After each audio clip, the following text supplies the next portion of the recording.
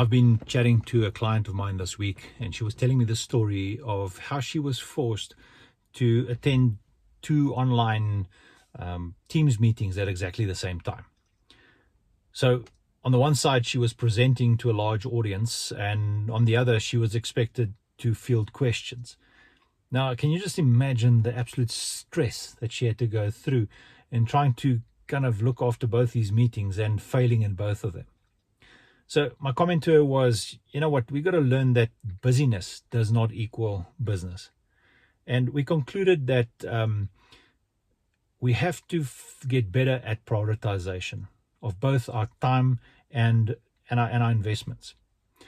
Now, what I've seen is that business leaders attempt way too many initiatives that they activate and try and do when it actually becomes counterproductive.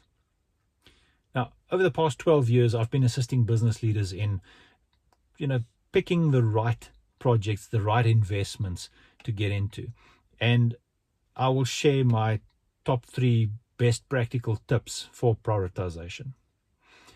You can remember it by these 3 words: balance, focus, and activation. Now, to balance your portfolio, you need to start off by understanding what is really important for the business. What are you trying to achieve? And that will shape how you choose your best investments. And this can become a big complicated science, or we can use something like a good model by McKinsey, the 3 Horizons model that they use, where they apply the 70-20-10 rule. And simply unpacking this, you invest 70% of your funding pool on continuous improvement initiatives of the core business. So in other words, improving the existing business, that piece of the business that really gives you your profitability, produces the cash that gives you oxygen to carry on. You invest 20% in transformation initiatives, using the existing business and expanding it into new areas. And then 10% goes into disruptive initiatives, either disrupting yourself or defending against disruption that comes at you. Number 2 is focus. Now, focus, we choose the right investment. What are we going to look at specifically? And again, this is a huge science, and it can be very complicated or as simple as we choose to make it. So learning from the Pareto principle, where we learn from the science that 80% of the effects come from 20% of the causes.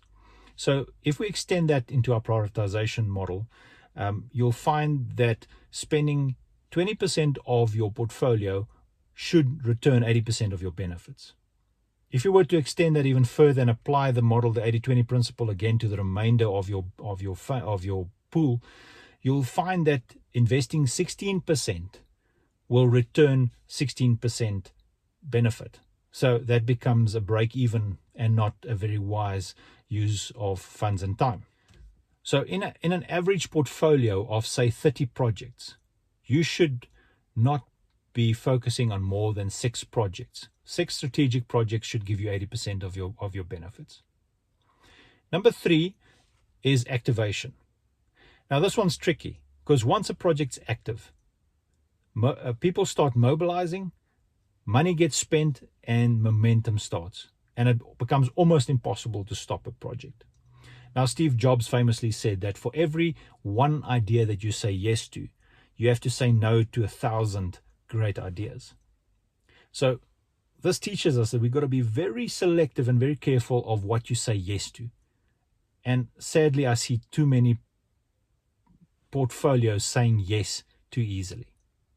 Now, change is not going to slow down. In fact, it's just going to grow and exponentially grow bigger. And so we have to skill ourselves in picking the right investments, or we got to stop complaining about our busyness. Now, just to give you some context, this prioritization step is one step in our profit improvement journey, where we help business leaders to grow profits in a best practical way. Now, if you feel stuck and would like to talk through your thinking, then reach out and let's have a cup of coffee and see if I can assist with your thinking. So I'm looking forward to connecting with you and chat soon. Cheers.